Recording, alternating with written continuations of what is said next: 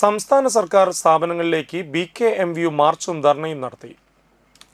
സാമൂഹ്യ സുരക്ഷാ പെൻഷൻ സഹകരണ ബാങ്കുകൾ വഴി നൽകുന്നത് നിർത്തി ദേശസാൽകൃത ബാങ്കുകൾ വഴി നൽകുമെന്ന UDF സർക്കാർ തീരുമാനം പിൻവലിക്കുക, സ്ത്രീ സുരക്ഷാ പദ്ധതി പുനഃസ്ഥാപിക്കുക, വിലക്കയറ്റം നിയന്ത്രിക്കുക എന്നീ ആവശ്യങ്ങൾ ഉന്നയിച്ചുകൊണ്ടായിരുന്നു ധർണ.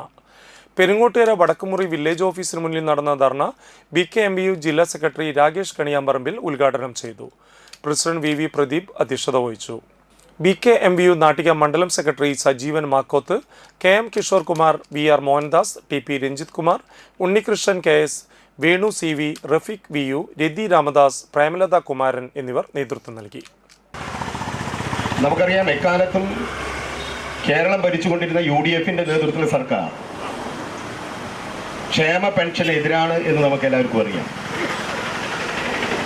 UDF കേരളം ഭരിക്കുന്ന കാലഘട്ടത്തിലാണ് ക്ഷേമ പെൻഷൻ നിർത്തലാക്കുന്നതിനെ കുറിച്ച് വരെ അവർ ആലോചിച്ചത്.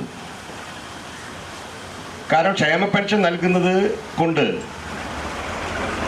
കേരളത്തിൻ്റെ ഖജനാവ് കാലിയാകുന്നതല്ലാതെ കേരളത്തിനൊരു നേട്ടവും ഇല്ല എന്ന് പറഞ്ഞുകൊണ്ട്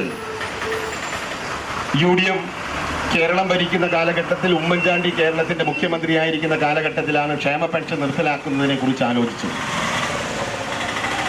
അവർ പറഞ്ഞത് ക്ഷേമ പെൻഷൻ വിതരണം ചെയ്യുന്നത് കൊണ്ട് ഒരു ലാഭവും കേരളത്തിൻ്റെ ഖജനാവിനുണ്ടാകുന്നില്ല.